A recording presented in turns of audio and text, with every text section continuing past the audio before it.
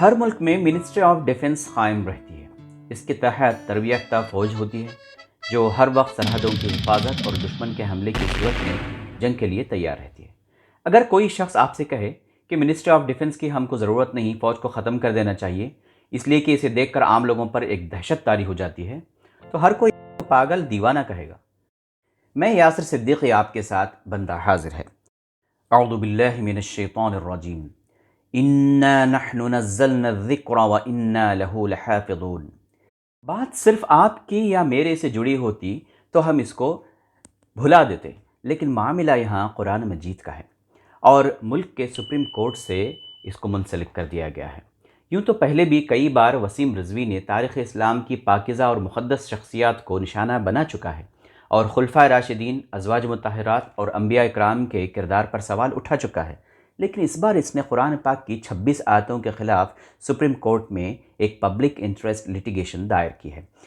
ہنگامہ ہوا ہے۔ وسیم رضوی نام کے ایک آدمی نے سپریم کورٹ میں کیس دائر کیا ہے کہ قرآن سے 26 آیات یا ورسز ہٹا دی جائیں، انکانسٹیٹیوشنل ڈکلیئر کی جائیں، لا بنا دیا جائے ان پہ اور وہ لا ان ورسز کو ڈیلیٹ کر دے۔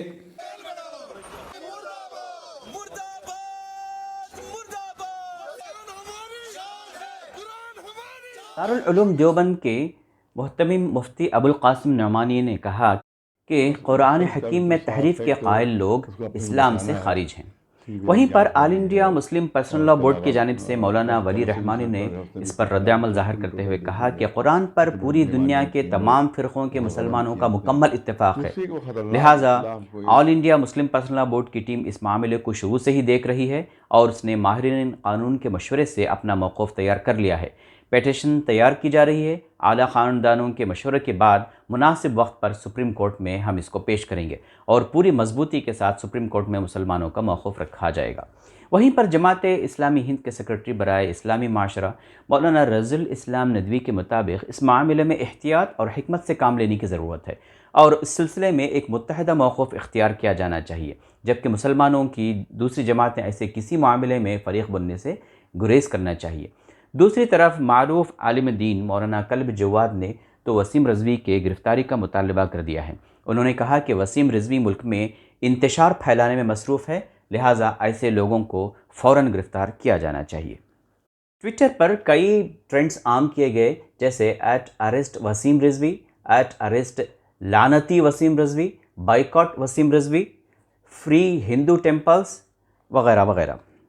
ٹرینڈز کے ذریعے خاص طور پر مسلمانوں نے اپنے غصے کا اظہار کیا، تو دوسری طرف بھگوا ٹولہ بھی اپنے زعفرانی چشمے لگانے والے یوزرز کے ساتھ وسیم رضوی کے ساتھ کھڑا ہو گیا اور مسلمانوں کو تکلیف دینے کی ناکام کوشش کی۔ وجے سنگھ مینا نے اپنے ٹویٹر ہینڈل پر لکھا کہ ہر محب وطن کو وسیم رضوی کے ساتھ کھڑے ہونے کی ضرورت ہے، کیونکہ وسیم رضوی ایک سچا دیش بھکت ہے۔ وہیں فیس بک پر الفت آرا نامی مشورہ دیتی ہیں کہ وسیم رضوی کے عمل پر لوگوں کو اپنی زبان خراب کرنے کی ضرورت نہیں۔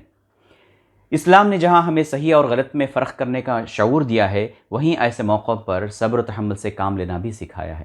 کیا ہمارے نبی صلی اللہ علیہ وسلم نے کبھی کسی کو برا بھلا کہا؟ وسیم رضوی کا حشر بھی تسلیمہ نسرین اور سلمان رشدی جیسے ہوگا۔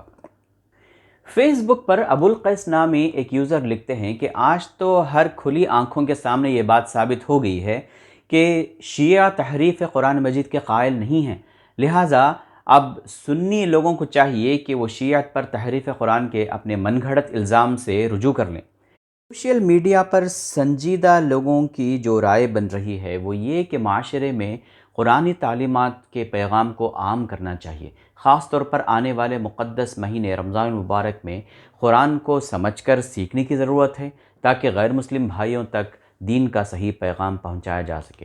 فیس بک پر شاعر ضمیر ہاشمی کے خوبصورت اشعار بھی یہی کہتے ہیں، حد سے آگے بڑھ گئی ہیں ظالموں کی سازشیں، موڑ یہ سب تک پیام حق کو پہنچانے کا ہے، جو شرارت کر رہے ہیں ان پہ لعنت بھیجیے، وقت قرآن سمجھنے اور سمجھانے کا ہے۔ یہ امپورٹنٹ ایپیسوڈ انکمپلیٹ ہوگا اگر میں مولانا رضی الاسلام ندوی صاحب کے ایک آرٹیکل کا خلاصہ آپ کے سامنے نہ رکھ دوں۔ سب سے پہلی بات تو یہ ہے کہ قرآن مجید جب بھی نازل ہوا ہے اس کا ایک بیک گراؤنڈ ہوا کرتا. اس پس منظر میں قرآن کے آیتوں کو سمجھنے کی کوشش کی جانی چاہیے.